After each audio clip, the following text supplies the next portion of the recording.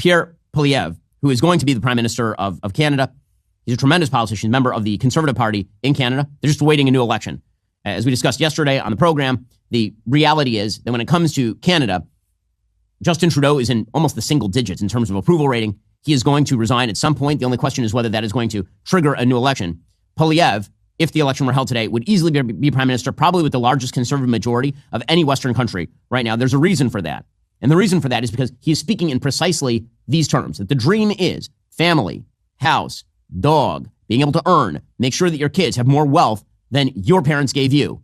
Right? These are the dreams. Whether it's the Canadian dream or the American dream, that's the dream. That's the thing people are seeking.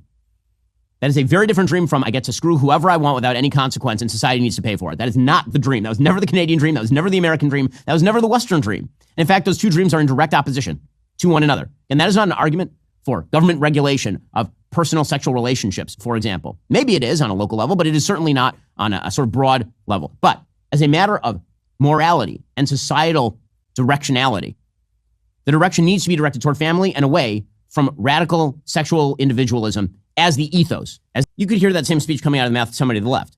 But people on the left will then say it's the government's job to provide you the house, the dog, and the wealth. And you have no obligations in turn. That's not what Poilevre is saying. He is saying that the dream is that if you act responsibly and dutifully, you will get ahead in the West. And that is the dream. And here's the thing. All you have to do is unchain the people. That's all you have to do.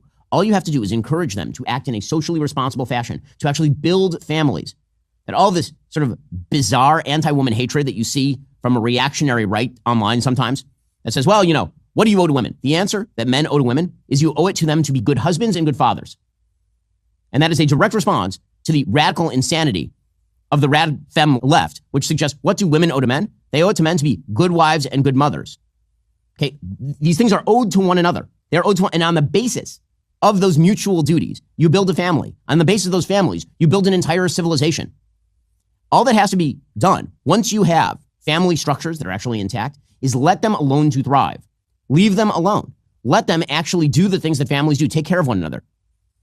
There's a lot of statistics demonstrating that when men get married, they start to earn more. When they have kids, they start to earn even more. Why? Because they feel a greater duty to go and work, because now they're doing it on behalf of something that matters and is meaningful. What are the things in our society that matter and are meaningful? Well, it feels like for a long time, the answer is not much. For a long time in the United States, because we are very rich and very privileged, and because God blessed us with borders that are two oceans, Mexicans and Canadians, and an incredibly rich continent that provides all of our needs, that because of all of that, the duties can sort of be put off to the side, and all we need are our rights. But the reality is the duties and the rights are two sides of the same exact coin. You have a right to go and earn because you are earning on behalf of your family. You have a right to go out and thrive, and in fact, a duty to go out and thrive, because you're doing so on behalf of your family and your community and your civilization. All that has to be done, guarantee private property rights, forward the family, forward the community. These are not particularly difficult things to do.